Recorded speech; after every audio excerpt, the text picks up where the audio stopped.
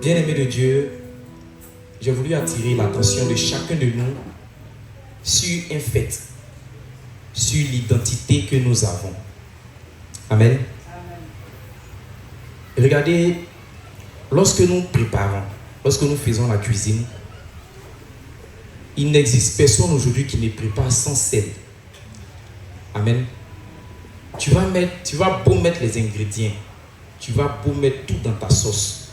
Mais si tu ne mets pas un peu de sel, tu as l'impression que ta sauce n'a pas de goût. N'est-ce pas? C'est ainsi que toutes nos mamans, pour donner du goût à leur sauce, vont mettre un peu de sel dans leur sauce. Alléluia. Gloire au Seigneur Jésus. Mais imaginez-vous un instant. Le sel que tu mets dans ta sauce, si ce sel-là n'est pas salé, si ce sel-là n'a pas de goût, quand tu le mets dans ta sauce, il joue quel rôle? Imaginez tout le sel que nous avons sur nos marchés. Si à l'instant où je suis en train de parler, tout ce sel-là n'a pas de goût. Si ce sel-là ne peut pas saler nos sauces, qu'est-ce qu'on va faire de ce sel-là? Le sel dans nos cuisines. Tu rentres à la maison, tu veux saler ton gaba. Tu veux saler la nourriture que tu prends. Mais le sel-là n'a pas de goût. Le sel-là ne peut pas saler. Qu'est-ce que tu vas faire avec le sel-là? Voyez-vous, on ne peut rien faire avec le sel si ce n'est saler la nourriture. Le sel a une seule mission. Rendre notre sauce salée. Rendre notre nourriture salée. Amen. C'est pourquoi on parle de la saveur du sel. Alléluia. Et le Seigneur a attiré mon attention sur un verset. C'est pourquoi nous allons prendre notre Bible dans le livre de Matthieu. Dans le livre de Matthieu 5, à partir du verset 13. Matthieu 5, verset 13. La Bible nous dit: vous êtes le sel de la terre. Mais si le sel perd sa saveur, avec quoi la lui rendra-t-on? Il ne sert plus qu'à être jeté dehors et foulé aux pieds par des hommes. Bien-aimés de Dieu, en tant qu'enfant du Seigneur Jésus, le Seigneur nous compare à du sel. Le Seigneur dit que nous sommes le sel de la terre.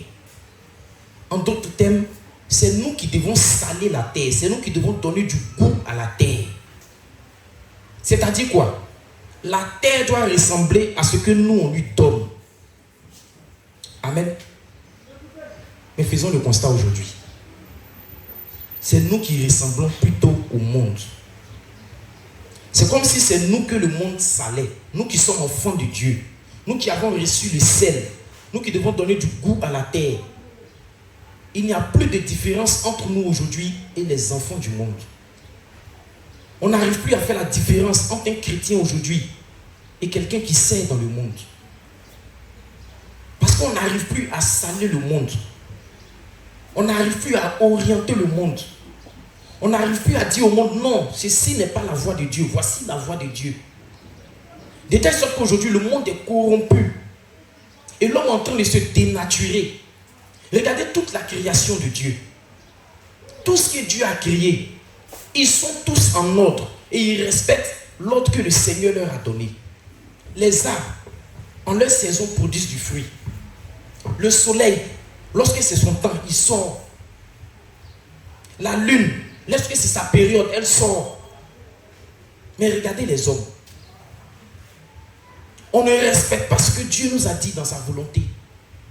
Et on s'est détourné aujourd'hui de la voie de Dieu, de telle sorte qu'on ne sale plus le monde, mais c'est le monde qui est en train de nous saler.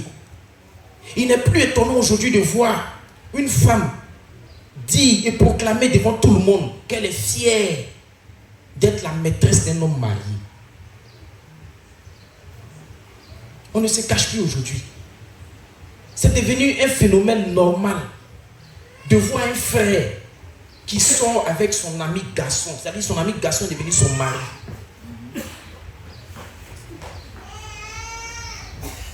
On s'est détourné du monde. On a oublié tout ce que le Seigneur nous a dit. On a oublié de donner du goût au monde. et on n'arrive plus à saler le monde. Le sel que le Seigneur a mis en chacun de nous comme don spirituel, ces dons-là sont en train de dormir en nous. Pourquoi? Parce que dans nos vies que nous menons, il y a des difficultés, il y a des problèmes, il y a des soucis sur notre cœur. Ce qui fait que la volonté de Dieu n'est plus notre priorité, mais c'est nos problèmes, nos soucis qui sont notre priorité.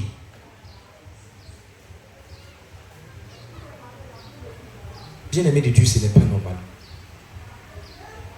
Ce n'est pas normal. J'avais une autre perception de la vie jusqu'à ce que je rencontre l'homme de Dieu.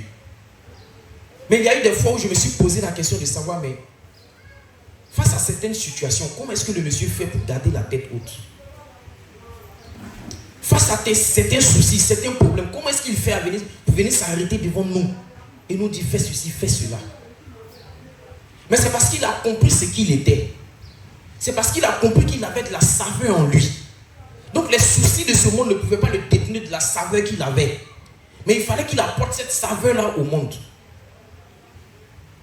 Et il n'est pas le seul. Toutes ces personnes dont vous êtes assis, toutes ces personnes qui sont assises, vous avez du sel en vous. Vous avez des dons en vous. Mais regardez combien de fois on subit la vie du monde. Regardez combien de fois, à cause des soucis, à cause du travail, à cause de l'argent, on n'arrive pas à servir Dieu. Si on te demandait quelle est la mission pour laquelle Dieu t'a envoyé sur la terre, tu diras certainement que c'est pour travailler, c'est pour me marier, c'est pour avoir de l'argent. Non, bien-aimé. Non, bien-aimé. Il fallait qu'on revoie notre identité avec le Seigneur Jésus.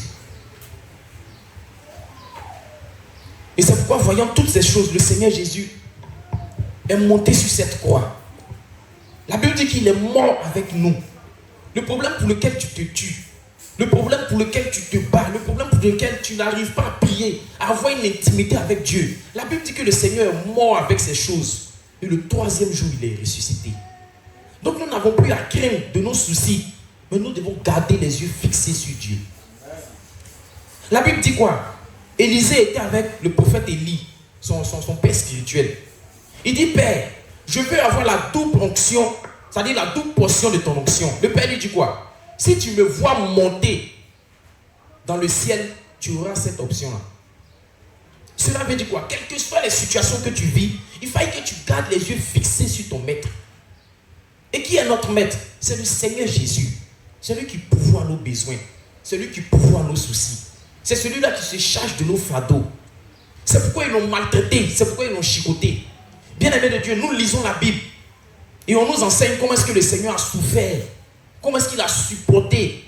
Comment est-ce qu'il a été humilié. Afin que nous ayons la vie éternelle. Ça, c'est ce qui a été écrit. Mais si par révélation, le Seigneur te montre le chemin de la croix, qu'est-ce qu'il a enduré véritablement sur le chemin de la croix? Il y a des choses que tu ne vas plus faire. Il y a ce qu'on lit et il y a la révélation de la parole derrière. Il y a ce que le Seigneur te montre en esprit. Voici ce qui s'est passé dans le temps. Voici ce que j'ai vécu dans le temps. Le combat que le Seigneur a mené le jour de la croix, il avait déjà mené ce combat dans le jardin de Gethsémani.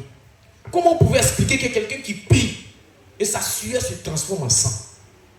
Est-ce que vous pouvez comprendre ce ministère caché derrière cette action? Ce n'est plus le moment de penser à la maladie.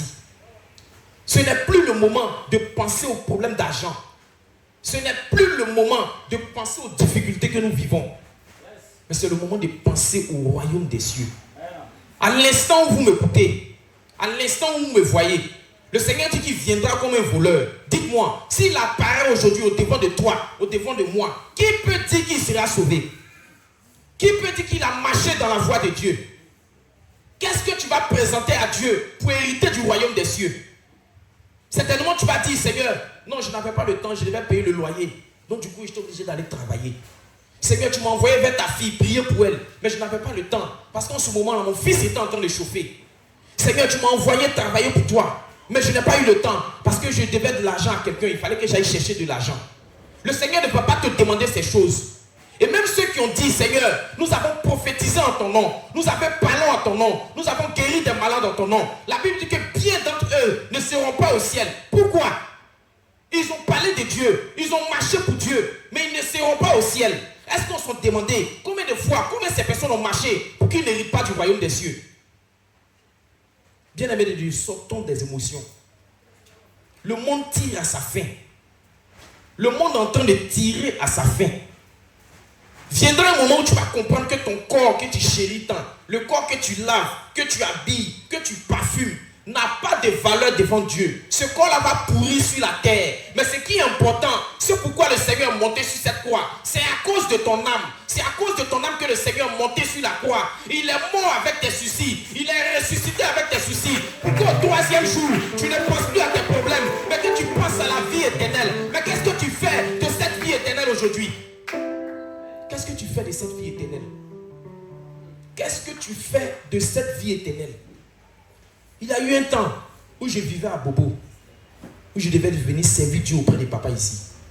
J'étais à Bobo, mais pas à Bobo Gare. J'étais au BC dans le trou. J'étais en vacances. Et le boulot que je fais pendant les vacances, on ne perçoit pas de salaire. Mais il y a eu des fois où je marchais d'à Bobo jusqu'ici, sans transport. Imaginez-vous la distance. Je marchais à pied. Et je venais servir Dieu. Mais en venant, je me disais, Seigneur, je ne sais pas comment tu vas t'arranger. Mais lorsque je vais me retourner, je sais que tu vas me donner le transport. Tu vas me donner l'argent de marcher à la maison. Et lorsque je viens, lorsque je me retourne, le Seigneur fait grâce. Je ne me suis jamais retourné seul. Le Seigneur a toujours été avec moi. Amen. Je suis venu servir Dieu un soir ici. Pendant que mon nouveau-né à la maison n'avait pas de lait. Sa maman n'avait pas de lait dans le sein. Il fallait qu'il prenne le lait de la pharmacie. Son lait était fini depuis 10 heures. Je suis resté ici jusqu'au soir. Et ce jour-là, lorsque je retournais, je n'avais plus rien dans les mains. Mais je ne m'inquiétais pas. Parce que le Dieu que papa m'a prêché, il m'a dit qu'il pourra au besoin de ceux-là qui font son œuvre. Lorsque je suis arrivé à la sortie de Carrefour Diamant, je dois marcher puisque je n'ai pas de transport. Je vais prendre la grande voie. Il y a une voie qui me dit, passe par le village. Passe par le village. Donc je passe par le village d'Abobo Baoulé. Là, je rencontre mon ancien propriétaire. Elle me dit, mais j'ai appris que ta femme a couché. Je te cherche depuis longtemps. Bien-aimé de Dieu, la somme auquel je ne m'attendais pas. La femme se presse me donner l'argent comme si elle me devait. J'ai regardé le ciel et j'ai entendu, c'est vous qui n'êtes pas fidèle. Sinon, moi, je suis fidèle. Qu'est-ce que Dieu ne peut pas faire pour toi? Face à quelle situation Dieu ne peut pas faire face pour toi? Ne regarde pas ce que tu vis. Subis les œuvres et fais l'œuvre de Dieu. On lit tout ce verset-là. Le Seigneur fait de nous le sel de la terre. Mais on ne lit pas les versets qui sont avant. La Bible dit quoi? Réjouissez-vous et soyez dans l'allégresse, parce que votre récompense sera grande dans les cieux. Car c'est ainsi qu'on a persécuté tous les prophètes. On ne sert pas Dieu dans la joie, comme papa me disait hier. On ne sert pas Dieu parce que tout va bien. On ne dit pas merci à Dieu parce qu'aujourd'hui j'ai de l'argent et je suis marié. Non, il faut être capable de reconnaître que Dieu est Dieu, même dans la souffrance. Il faut être capable de reconnaître que Dieu est Dieu, même dans la maladie. Parce que si tu dois guérir, ce n'est pas le médicament, mais c'est Dieu qui donne son approbation. Si tu dois réussir, si tu dois voyager, ce n'est pas tes finances, mais c'est ton approbation. Papa nous a donné ici un témoignage d'une femme qui devait aller en Europe. Lorsqu'elle est arrivée, elle a passé là où on regardait les passeports. Arrivée à l'entrée de l'avion, l'hôtesse de l'air lui demande son passeport. C'est du jamais vu. Ce n'est pas l'hôtesse qui contrôle le passeport. Et lorsqu'on prend le passeport, on remarque que ce n'est pas son visage, c'est le visage de sa grand-mère qui est sur le passeport. Comment toi tu prends photo, c'est photo de ta grand-mère qui est sur le passeport? Cela dépend de notre engagement avec Dieu. Marcher avec Dieu ne veut pas dire que tu ne vas pas souffrir. Marcher avec Dieu ne veut pas dire que tu ne vas pas avoir des persécutions. Mais il a dit à tous ceux-là qui vont persévérer jusqu'à la fin, ils auront la vie éternelle. Et en ce matin, je te prêche cette vie-là. Je ne suis pas venu te prêcher le mariage. Je ne suis pas venu te prêcher l'argent. Je ne suis pas venu te prêcher la richesse. Mais je suis venu te prêcher la vie éternelle. J'espère être dans le royaume des cieux. Et j'espère te voir aussi dans ce royaume-là. Non pas en train de chercher la nourriture, non pas en train d'avoir une femme, mais en train de glorifier Dieu avec les anges. Ceux-là qui se sont tenus à leur poste jusqu'à maintenant, ceux-là qui ne se sont pas détournés de Dieu. Bien-aimés de Dieu, je suis en train de vous parler, le Seigneur me ramène les images de quelle vie je menais avant, de quelle impudique j'étais, de quelle prostituée j'étais, de quelle famille Dieu m'a retiré. Moi qui suis issu d'une famille royale, moi qui suis issu d'une famille où on ne parle pas en termes d'argent, mais on parle d'or. Moi qui suis prince et qui dois hériter d'un royaume, mais qui a abandonné toutes ces choses et venu m'arrêter sur cette chair pour te parler de Dieu. Non, je ne te parle pas de la richesse aujourd'hui. Je te parle du royaume des cieux. Parce que j'aurais pu travailler comme mes frères. J'aurais pu être en Europe comme mes frères. J'aurais pu être aux États-Unis comme mes frères. Mais je suis le seul aujourd'hui qui est au chômage. Parce que je tiens le micro du Seigneur Jésus. Et ma récompense est avec lui en ce matin. Je suis venu te donner cette joie-là. Je suis venu te réconforter en ce matin. Pour te dire, ne regarde pas tes soucis. Ne regarde pas au problème que tu traînes. Mais regarde à ce que Dieu va te donner plus tard. Jérémie a passé toute sa vie dans la prison. Daniel a été dans la fosse au lion. Joseph a été jeté en prison. Abed-Nego a été dans la fosse, dans un feu qui ne tarit pas. Mais ils ont gardé la foi. Ils ont gardé la foi. Ils ont décidé de marcher avec Jésus. Que la résurrection du Seigneur Jésus en ce mois de Pâques ne soit pas en vain. Mais que ce soit un nouveau départ pour toi. Que ce soit une force pour toi. Là où tu n'arrivais pas à abandonner le péché. Là où tu n'arrivais pas à abandonner les œuvres qui n'étaient pas de Dieu. Là où tu n'arrivais pas à parler de Dieu. Que cette force-là te soit donnée en ce matin. Afin que tu œuvres dans la marche du Seigneur Jésus. Et que le ciel te reconnaisse. Que les gens te méprisent. Que les gens te rejettent. Que les gens te négligent. Mais que le ciel te reconnaisse. Parce que c'est ce qui est important. C'est ce que Dieu veut de toi. Et c'est cette saveur-là que Dieu te donne. C'est cette saveur-là que Dieu met en toi. Le don de guérison. Le don de restaurer. Le don de grâce que Dieu te donne. Le don de réconforter des cœurs qui sont maîtris. En ce matin, c'est cette saveur-là que tu as. Et que le Seigneur se manifeste pour toi. Et que le Seigneur ne s'abandonne pas pour toi. Mais qu'il se lève parce que tu témoignes de la présence de Dieu. Car tu es la gloire du Seigneur Jésus. Je ne veux pas aller plus loin, bien-aimé de Dieu. Mais reçois cette parole comme le Seigneur Jésus qui parle à l'oreille de ton cœur en ce matin. Qu'au sortir d'ici, tu ne sois plus la même personne. Et que tu sois transformé dans le nom du Seigneur Jésus. Est-ce que tu peux te tenir debout? Et non pas m'acclamer, mais acclamer le Seigneur Jésus qui parle à ton cœur en ce matin, qui parle à ton cœur en ce matin, qui parle à ton âme en ce matin, qui parle à ton esprit en ce matin, qui parle au Dieu de Bethel en ce matin, qui parle au Dieu de Pasteur Semblé en ce matin. Et ce Dieu n'est autre personne que Jésus de Nazareth. C'est lui que nous prêchons aux nations, c'est lui que nous prêchons au monde. Lui, c'est ce seul-là que nous devons servir à tous ceux qui sont dans le monde, pour que nous allions, non pas au monde, mais que nous venions à Dieu. Que le Seigneur vous bénisse. Que le Seigneur vous glorifie. Il glorifie son nom dans vos vies. Et nous allons appeler ici l'homme de Dieu qui va prendre la suite de ce programme. On va annoncer papa parce que nous sommes pris par le reste du temps. Tu vas encore acclamer le Seigneur pour la vie de Dieu qui va accompagner notre Père dans le reste de ce programme bien aimé de Dieu.